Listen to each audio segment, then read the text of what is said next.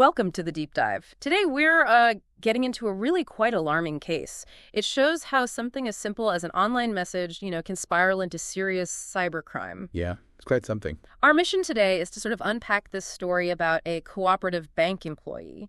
He lost 7 lakh, a huge sum, not to some complex hack, but to an online extortion plot. It was all about psychological manipulation. That's the core of it, yeah. So as we talk this through, think about how easily these traps can be set and how fast fear grabs hold. Okay, let's dive in. How on earth did one "I love you" message lead to losing all that money? It's a really stark example, isn't it? How a tiny accidental thing online can be just completely twisted and used against someone. It's frighteningly simple in a way. What's really interesting, or maybe chilling, is how they zeroed in on a very human weak spot and just exploit it ruthlessly, really. Yeah, that accidental nature is key. The victim, Parishavarmathy MP, he's 51, works as an attendant at a bank in Matapatna village. He accidentally sent an "I love you" message on Facebook. Just think about that tiny digital slip-up. And that was it. The bait was set. Exactly. And then nothing for weeks. Until November 2nd. That's when the phone rang. Right. And this is where the scam really kicks off. He gets this call from someone claiming they're from the cyber police department in Priyapatna. Okay, so straight into the impersonation. So right in. And immediately they accuse him of online harassment. Yeah. They really dialed up the pressure from the get-go. And the threats themselves. That seems like the real turning point, the core of the manipulation. It wasn't just an accusation. No. They threatened imminent arrest, public humiliation, legal action, all of it.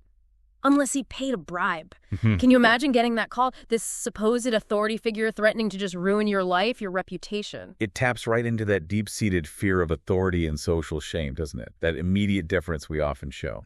Absolutely. And that's where the psychological grind really started. Exactly. It wasn't just one call and done. They kept calling repeatedly, just constantly reinforcing the threat, the fear, the shame he'd face. Like a constant drip of anxiety. Yeah, precisely. And this kind of sustained pressure, especially when someone feels isolated and hasn't told anyone, it can create this, psychological paralysis. It's designed to make paying seem like the lesser pain compared to the imagined horror of exposure. And it worked. He ended up paying, what was the total? 7 lakh? It's a staggering 7 lakh, yeah. And the heartbreaking part is, initially he was so trapped by that fear and shame, he didn't report it. Which is exactly what they rely on, that silence. Right. It just shows how effective their manipulation was. It wasn't until January 11th, months later, when it all presumably became too much, that he finally went to the Kushalnagar town police. Which took immense courage, I imagine, after everything. So what happened then? How did the legal system respond once he finally came forward? Well, this brings up an interesting point about the legal framework. They filed the case pretty quickly under India's new criminal code, the Bharatiya Nyaya Sanhita, or BNS. Ah, the new code. Yes. And it has specific sections, 318.2 for cheating, 319.1 for cheating by impersonation, and 308.2 for extortion. It shows the law is trying to adapt to these kinds of digital crimes. And the police action. Credit where it's due, the police response seems to have been swift. Deputy Superintendent P. Chandrasekhar from Samwarpet Subdivision and the Kushalnagar police got on it right away. And they got results, didn't they? They actually made arrests. They did. 5 individuals were arrested. Ibrahim Badshah, who's 25, Raghavendra B.M., 19, Sangeeta, who's 30, and Ibrahim's wife, Charan C.K., another 19-year-old, and interestingly, a minor with a known criminal history. Wow, quite a group. And they found phones, too. Yeah, they seized 4 mobile phones that were apparently used in the crime, which suggests, this wasn't just random, it was coordinated. A proper operation. Seems like it. And the police suspect this gang might have pulled similar scams on others. So the investigation is actually ongoing. It looks like a potentially wider pattern. Which just underlines how sophisticated, in a low-tech way, these scams are.